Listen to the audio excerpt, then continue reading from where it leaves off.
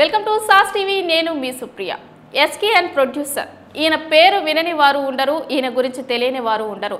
Social మీడియాలో ఎప్పుడు హల్చల్ చేస్తూ ఉంటారు. అలాంటిది ఈయన ఒక పోస్ట్ పెట్టారు. అసలు ఈ పోస్ట్ వైరల్ అయిపోయింది. అసలు ఈ పోస్ట్ ఏంటి, దీని వివరాల గురించి మనం ఇప్పుడు తెలుసుకుందాం. సోషల్ మీడియాలో యాక్టివ్గా ఉండే నిర్మాతల్లో ఎస్కేఎన్ ఒకరు. సినిమాల అప్డేట్స్ పంచుకోవడంతో పాటు ఇతర అంశాలపైన కూడా ఆయన యాక్టివ్గానే ఉంటారు.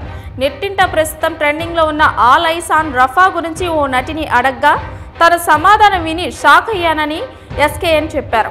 దక్షిణ గాజాలోని రఫా నగరంలోని ఓ శరణార్థి శిబిరంపై ఇజ్రాయెల్ జరిపిన దాడిలో పలువురు పాలస్తీనా పౌరులు ప్రాణాలు కోల్పోవడం అందరినీ కలిచివేసింది. ఈ క్రమంలోనే ఆల్ ఐస్ ఆన్ రఫాతో కూడిన ఇమేజ్ను షేర్ చేస్తూ ఇండియన్ ఇండస్ట్రీకి చెందిన పలువురు ప్రముఖులు కాల్పుల వివరణకు అభ్యర్థించారు. దీన్ని ఉద్దేశిస్తూనే ఎస్కేఎన్ పోస్ట్ పెట్టారు. తాము ఇన్స్టాగ్రామ్లో పోస్ట్ చేసిన ఆల్ ఐస్ ఆన్ రఫా గురించి సెలబ్రిటీలకు తెలుసా? సింపుల్గా పోస్ట్ షేర్ చేస్తున్నారా? నాకు తెలుసుకోవాలనుంది. ఇండియాకు సంబంధించి ఎప్పుడు ఇలాంటి పోస్టులు నేను చూడలేదు అని నిర్మాత పేర్కొనగా, దర్శకుడు పవన్ సాధినేని రిప్లై ఇచ్చారు. నాకు మరోలా అనిపిస్తోంది. అదేంటంటే, ఫోటో బాగుందని షేర్ చేస్తున్నారా, సినిమా పోస్టర్ అనుకుని షేర్ చేస్తున్నారా? ఇలాంటి సున్నితమైన అంశం గురించి ఫోటో పోస్ట్ చేయడం కంటే చర్చించాల్సిన అవసరం ఉంది.